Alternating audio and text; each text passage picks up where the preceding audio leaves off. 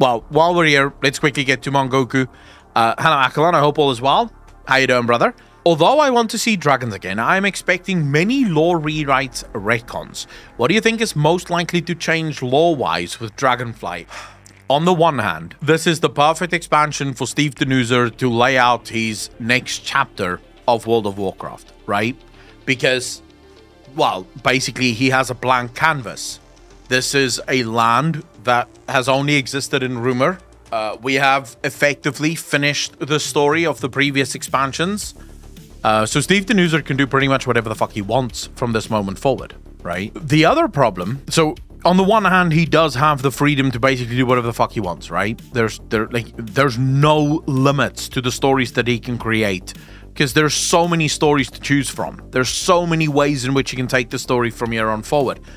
But then there's also the flip side of that, and that is that there's so much lore that he can fuck if he wanted to, because much of what happens in the Dragon Isles is 10,000 years of history.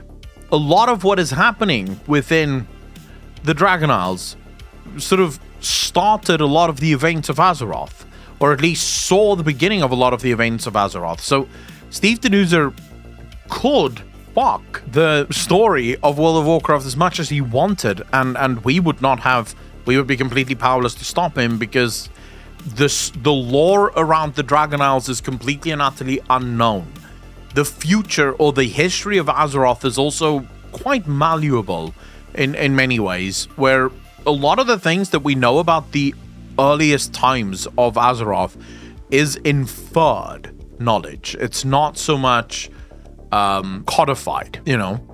So I am afraid because, and it's not so much that because I do genuinely doubt the skill that Steve Denuser has as a writer. I genuinely think he's not a good writer.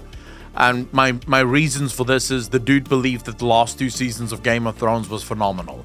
The dude also believes that the last movies, like after the first 6, but the last Star Wars movies were phenomenal.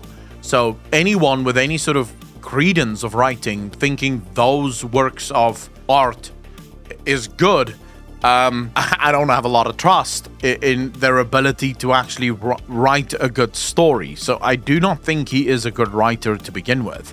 But even if he was a good writer, and let's say I'm wrong, I could be, I don't think he has a lot of trust or a lot of respect for the old stories of World of Warcraft. I kind of feel like Steve Denuser really doesn't like the old guard of World of Warcraft. He doesn't like the Chris Metzen era and sort of the Alex Afrasiabi era, which, you know, it's fine if you don't like Alex Afrasiabi, but you could like the work that he did, because a lot of what he did is still cool and we still enjoy it. We could say fuck the guy who created it, but what he created is not too bad. This is going to be a respect issue, and we would have to wait and see if Steve Denuser actually does have that respect for the story. He has yet to portray that. He has yet to show that level of respect. So I'm not holding my breath, right? To say the very least, the story is the one part of this that I'm equally excited by, but also very sort of wary of. Because I don't think Steve Denuser respects the story of WoW. I just don't think he does. And this will be his opportunity to prove me wrong. I would love to be proven wrong, because I do love this story. I do love what World of Warcraft could be. And the story of BFA or of Shadowlands isn't exactly shit. It's just told horribly, and the sort of retcons that they did do shat on a lot of our favorite characters in World of Warcraft. And so for me, I'm gonna wait with bated breath as the story for Dragonflight unfolds, and we sort of see what Ian and Denuser and those guys can come up with. At least when it comes to the story. That's really all I can say.